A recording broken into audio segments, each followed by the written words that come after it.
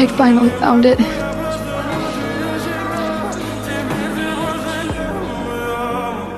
The way out.